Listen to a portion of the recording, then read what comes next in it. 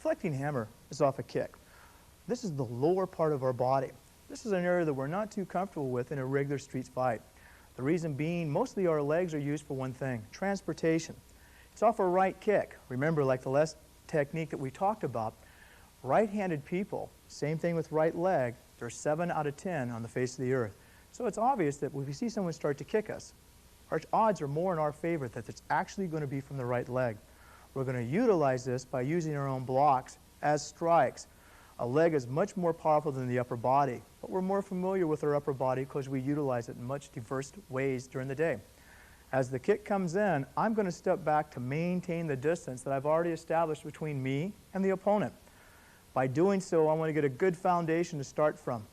Just the same as if I threw a spear and it hits someone, it's going to stick into them or penetrate them. If you're holding the spear and the person ran into it, you're still going to get the same effects, penetration. In this technique, we want that same type of effect as if he is impelling himself onto the stick. We're going to step back, establish our foundation as we strike to the vital organs, being that of the lungs. So we want to shut down the respiratory system on this. How we're going to use that? We're going to employ his own bodily weapons. His bodily weapons are his ribs. We want to see if we can break or splinter his floating ribs. There can be anywhere from 2 to 6 on each side of our rib cage.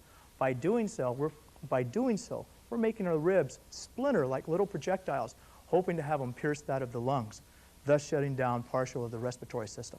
We're going to have Larry come out, and we're going to show this how to do it. As Larry steps in, we have a visual aid right off the bat, basically what he's going to do. He might be doing a gesture with his lead hand by pointing at us to something of this nature.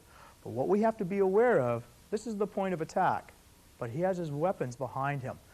If he's going to kick us, chances are it's going to be with the right leg. We've established a distance, and we want to maintain this with our visual sight. As he comes with the right leg, remember, we're going to maintain the distance. He comes in with a kick. I come down here. I start saying using the clock principle from 11 o'clock slashing down to 5 o'clock. I don't want to knock the leg away. Why? The leg is too strong. My arm is small. I want to deflect it. I want to graze as I go down, still keeping his motivation coming through towards me. As it comes towards me, I'm in a good forward bow. I check the arm if it's up high. As he falls into me, I strike to the floating ribs.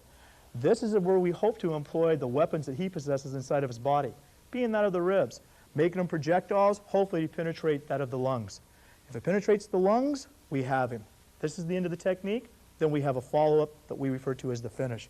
I'm going to come from here because the motivation is going to come around. I step, dropping him all the way to the ground. Thus being the technique. Let's see it again. The kick comes in, I strike down. Strike him to the ribs. From here, his motivation is going to be coming around. I just come right with it, taking him down right here. One more time, regular speed. As he comes in, strike. Take out the ribs, dropping him.